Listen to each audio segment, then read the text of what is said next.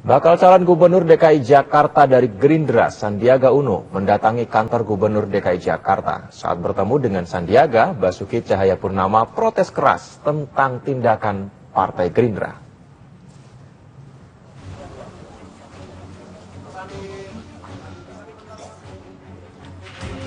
Penerima mandat dari Partai Gerindra dalam Pilkada DKI Jakarta, Sandiaga Uno, mendatangi Gedung Balai Kota Jakarta pada Jumat pagi. Sandiaga hendak bertemu dengan Sekda DKI Jakarta, Saifullah, untuk membahas masalah perekonomian. Sandiaga mengaku datang sebagai Ketua Umum Asosiasi Pedagang Pasar seluruh Indonesia. Namun pengusaha nasional tersebut akhirnya diarahkan untuk bertemu dengan Gubernur DKI Jakarta, Basuki Cahayapurnama. Sandiaga menyatakan dalam pertemuan 25 menit tersebut, Ahok protes atas isu SARA yang dilakukan Partai Gerindra. Ahok bahkan menyatakan akan melawan jika Gerindra terus melakukan hal tersebut.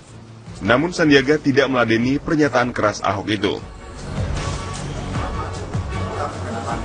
Gubernur menyatakan kalau mau berantem, gue juga bisa berantem gitu. Dan dia cukup fit katanya, olahraganya sudah cukup sehat katanya. Saya ajak lari sih besok hari Minggu, tapi kelihatan dia nggak bersedia, dia lebih suka berantem katanya. Jadi saya bilang saya kesini bukan mau ngajak ribut Pak, saya nggak mau rusuh. Sandiaga menyatakan akan menyampaikan protes Ahok tersebut kepada DPP Gerindra. Soal isu SARA yang ditudingkan Ahok, Sandiaga menyatakan hal itu tidak dilakukan oleh partai, tapi oleh oknum kader Gerindra. Dari Jakarta, M. Fahmi, TV One, mengabarkan.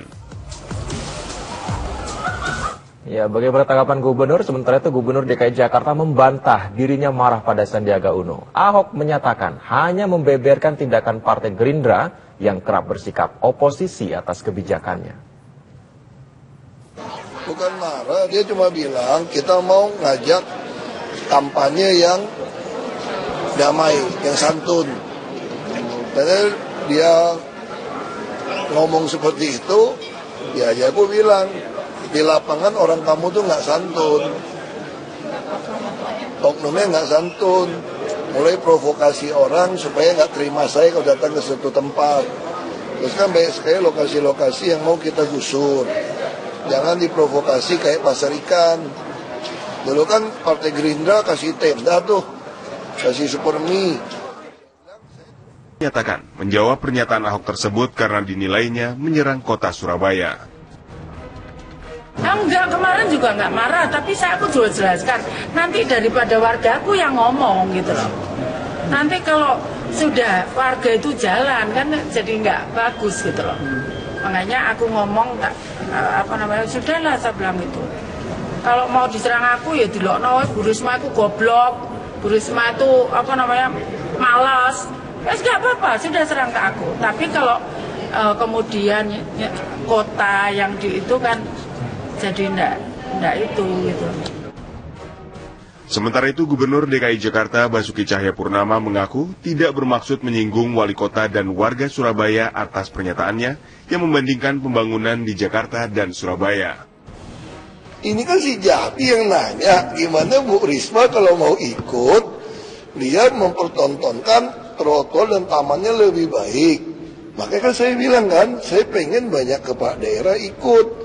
Kalau kepala daerahnya ikut, nanti debat di publiknya itu model-model itu. Jadi bukan saya mau mengecilkan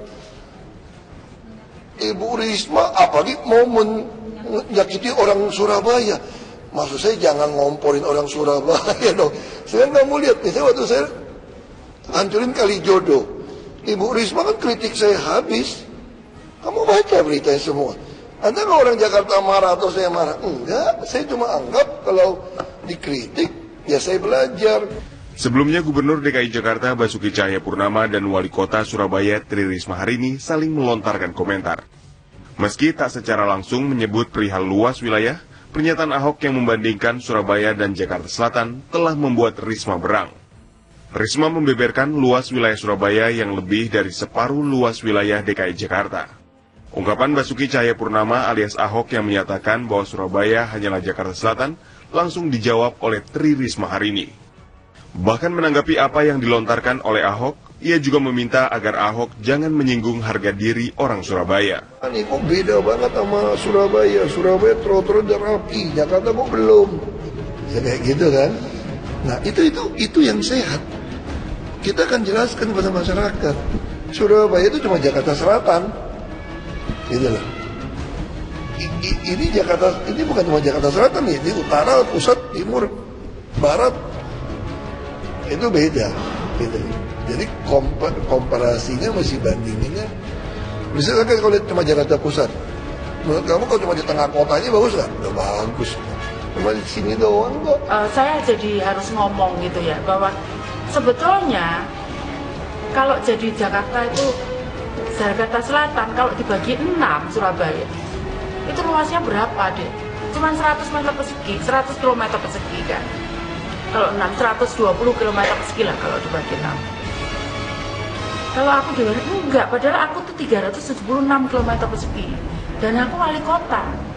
Aku sendiri. Uangku cuma 7,9 triliun.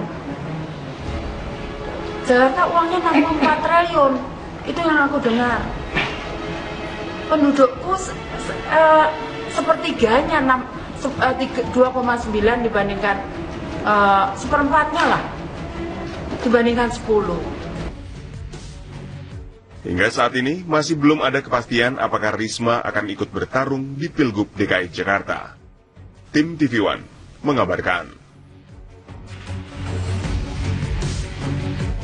Ya, masih mengenai bakal calon gubernur DKI 2017. Dari Partai Gerindra, pemirsa, Sandiaga Uno Jumat sore mengunjungi Pasar Induk Kramat Jati, Jakarta Timur. Dalam kunjungannya, Sandiaga Uno berinteraksi kepada para pedagang. Selain itu, kunjungannya guna meninjau langsung keadaan terkini harga bahan pokok. Jika terpilih nanti menjadi Gubernur DKI Jakarta 2017, Sandiaga Uno berjanji akan membuat program pengendalian harga dengan kerjasama melalui daerah-daerah untuk memastikan pasokan lebih baik.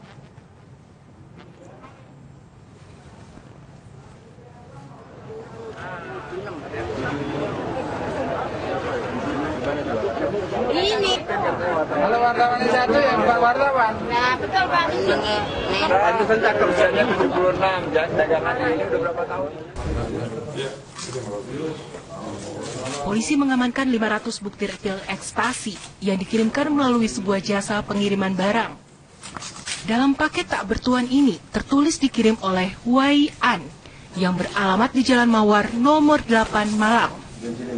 Sementara itu, penerima paket tertera berinisial BA yang beralamat di Jalan Gatot Subroto, Gang Nija Indah, Kesiman, Denpasar. Dia mengaku tidak pernah memesan paket tersebut. Akhirnya ia melapor kepada pihak kepolisian. Dalam kasus berbeda, polisi dari Direktorat Narkoba Polda Bali menangkap 2 orang pria karena kedapatan membawa pil ekstasi dan sabu. Di Purwakarta, Jawa Barat, polisi menangkap seorang wartawan media cetak mingguan nasional setelah ketahuan membawa sabu seberat 1,38 gram. Pelaku mengaku menjadi kurir narkoba dengan upah Rp100.000 per paket. Hal ini dilakukan saat mengisi waktu libur di sela tugasnya sebagai jurnalis di wilayah Tasikmalaya, Jawa Barat. Selain mengamankan 1 paket sabu, polisi mengamankan sejumlah handphone, kartu pengenal organisasi masyarakat, dan ID card wartawan sebagai barang bukti. Dari Denpasar, Bali, dan Purwakarta, Jawa Barat, Adi Gunawan, Ajang Bramena, TV One mengabarkan. Pemirsa, sejumlah aktivis mendorong Presiden Joko Widodo untuk membentuk tim investigasi khusus untuk menyelidiki keterlibatan sejumlah institusi dalam peredaran narkoba. Tim khusus tersebut diperlukan agar bisa mendapat informasi dari berbagai lini di sejumlah institusi.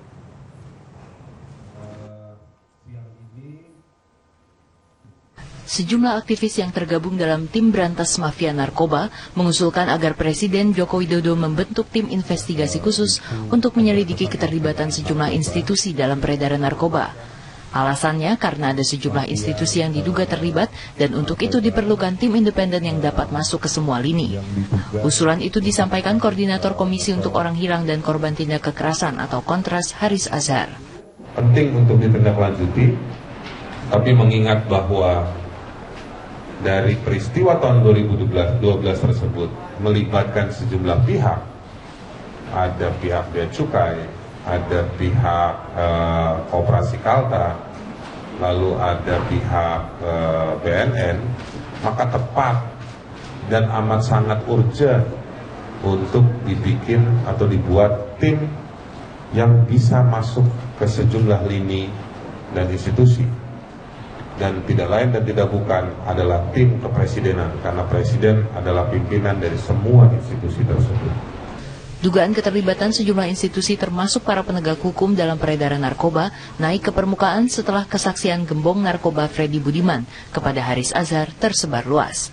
Polri, BNN, dan TNI melaporkan Haris atas dugaan pelanggaran Undang-Undang Informasi Transaksi Elektronik. Polisi juga telah membentuk tim independen untuk menyelidiki kebenaran kesaksian Freddy Budiman yang telah dieksekusi mati. Dari Jakarta, Arga Dumadi, Junaidi, TV One mengabarkan. Sementara itu, Ketua Tim Pencari Fakta Komjen Pol Dwi Priyatno menyatakan belum mendapat laporan dari Pusat Pelaporan Analisis Transaksi Keuangan aliran dana yang mencurigakan dari jaringan narkoba Freddy Budiman sebesar 3,6 triliun rupiah. Tim Pencari Fakta akan terus berkoordinasi untuk menyesuaikan semua temuan. Dan berikut adalah pernyataan Tim Pencari Fakta Komjen Pol Dwi Priyatno. Sampai saat ini kan belum mengirim ke kita, ya, belum mengirim. Insya Allah mungkin Senin ya. BNN sudah menerima ada istilahnya aliran kasus narkotika. Ya itu tentunya PPTK sesuai dengan kepentingannya kan menyampaikan kepada BNN. Koordinasi nggak dengan ada koordinasi? Ya kemarin kita udah ke sana juga dari adik kita ya. Ada yang ke sana juga berkoordinasi apa yang sudah didapatkan misalnya dari pemeriksaan mantan kepala LP dan sebagainya ya. Beralih ke kabar lain, pemirsa, polisi menggelar rekonstruksi kasus pembunuhan seorang siswa sebuah SMU di Manado, Sulawesi Utara. Saksi yang merupakan teman korban emosi dan nyaris menghakimi pelaku saat rekonstruksi berlangsung.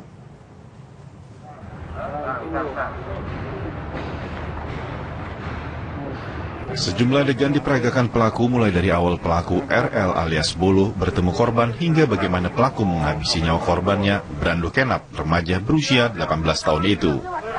Rekonstruksi dilakukan di halaman Mapolresta Manado dan nyaris ricuh saat dua orang saksi yang merupakan teman dan adik korban emosi dan akan menghakimi pelaku.